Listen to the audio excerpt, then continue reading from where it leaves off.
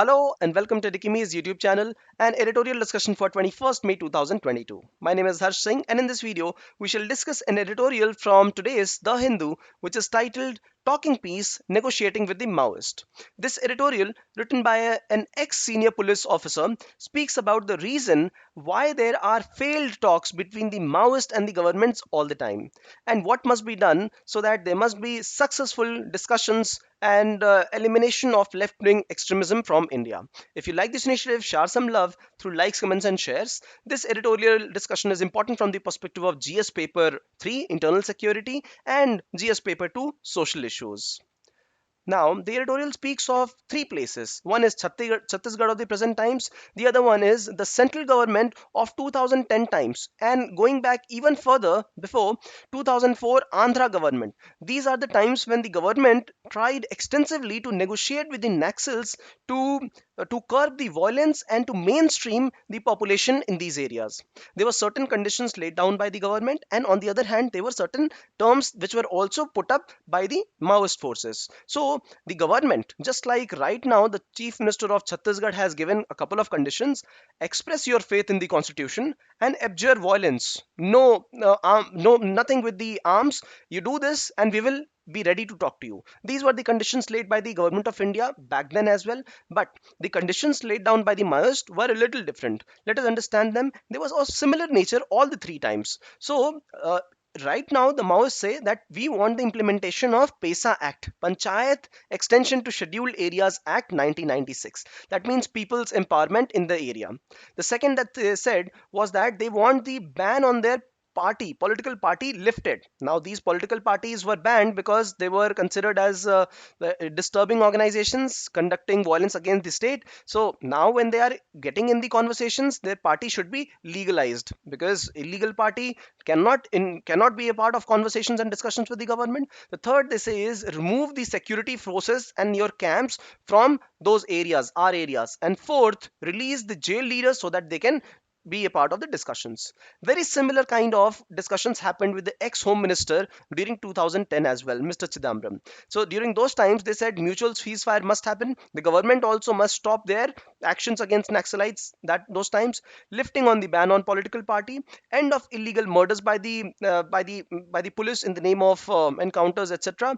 Release leaders. Now during those times, there was a 72-hour no violence pact initiated so that the talks could become they could be furthered. But very soon their leader, the Naxal leader, was killed and the peace process immediately stalled. This was the situation back in 2010. But before that, if you see 2004, what happened in Andhra Pradesh was this: that the government had lesser stakes, but the Maoist had more stakes, and they were agreed to. There were rounds of conversations, discussions that were to happen. And in the first round, there were some charter laid down. For example, start having land ceiling, land redistribution to the poorer people, create a separate state of Telangana. Along with that, the laying down of arms was not even a precondition for them. But Maoists voluntarily gave up arms. But then police was not very happy with how they gave up arms, because they used to flaunt their arms, and in media it was widely reported that the Naxalites were using arms for what reason? For conducting their meeting purposes. They would extort money using arms, and they would also construct the memorial of their Naxal cadres. So government was not happy about all this. So government laid a condition that we will not be talking without you laying down arms. This was the condition in 2004. So at times Naxalites have done some mistakes. For example, they did not give up arms. At times there was some peace process which was stalled because some Naxal forces were killed. So this is the reason that the ban was reimposed on these parties, Naxal parties, and it led to furthering of violence, less of peace process talks. This was the past times. But right now there are some options available ahead of these conversations. So first is, let us have mutually agreed ceasefire. None of the parties, either government or will conduct any anti-Naxal operations, or Maoist will not be into violence at all during these times. This is one. This is one very important condition, because this gives more confidence building measures to both the parties. Having asked that the government should remove their camps from Naxal areas, this cannot happen, because any day when the Naxals they they do not abjure violence and they come back to their initial phase where they start doing violent activities, the government will take a lot of time to move back to those areas. So moving out and removing camps from those hotbeds is not possible. This is what the police forces they mentioned. See, this is one of the strategies of government, right? So in the Bastar area of the Chhattisgarh, the government ensured that there were certain forces of CRPF which were designated and they would camp inside those areas, jungle areas, so that Naxal operations there would reduce. This was also the strategy carried out in Jharkhand and Andhra Pradesh and various other places. So removing of security forces is not possible. Then lifting of ban definitely is possible, because only when we make the organization legal will it indulge into some discussions and negotiations. So some limited lifting of ban is definitely necessary, and along with that we cannot ensure that the Maoist leaders are released, because many of the Maoist leaders who are in higher cadres, they're already out, and most of them are not even in Chhattisgarh. This is what the police officer says. So we can't remove the Maoist leaders out of the jail right now, because many of the senior leaders are already out. Also, what we can actually do as a legal process is expeditious trials of Naxals, right?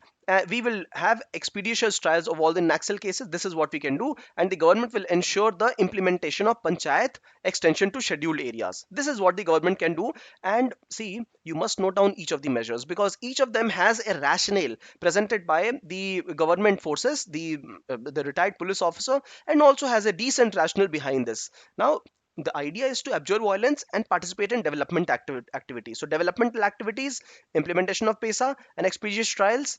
And what about participation? So senior leaders are already participating, and government moving out the camps, security camps, it will not do so. So this is how it can be done.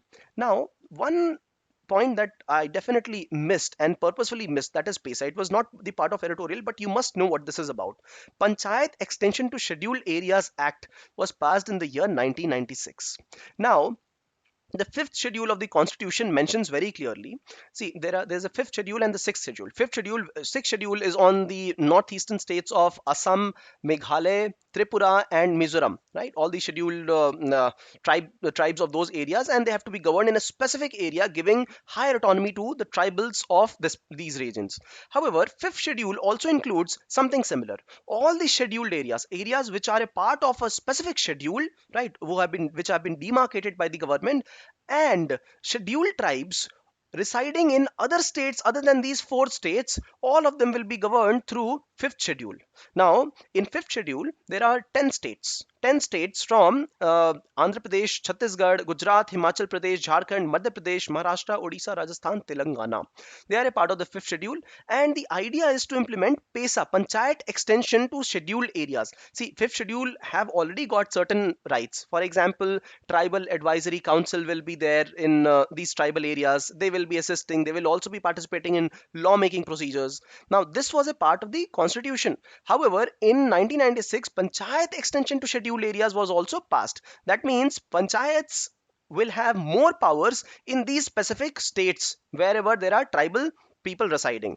But interestingly, this act has not been passed by various states. Only 6 out of 10 states have passed this act, and 4 states have not passed, which also includes Chhattisgarh, which also includes Jharkhand, those states which have high Naxal presence.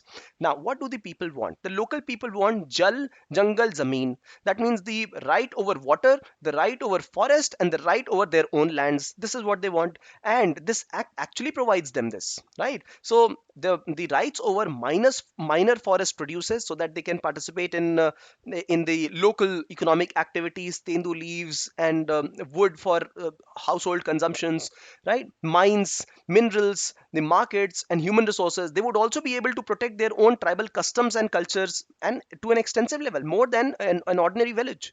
And they will also be able to handle their local market, preventing land alienation and regulating intoxicant drinks sale and manufacturing in their areas. So this is what the local people right now are largely fighting for, right? They cannot fight against the government, but they can definitely fight for their rights. And the state is actually in the process of implementing the PESA Act as well.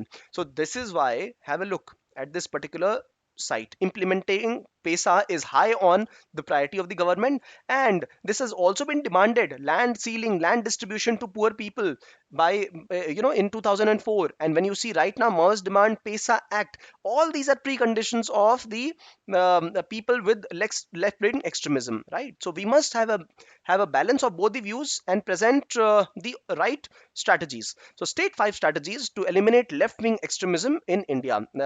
Relatively simpler question after you having gone through this discussion, but I would like you to exercise your mind and put that down in the comment section. If you like this initiative, share some love through likes, comments, and shares. And if you got some questions, put it down again in the comment section. We will ensure to get back. Thank you for watching.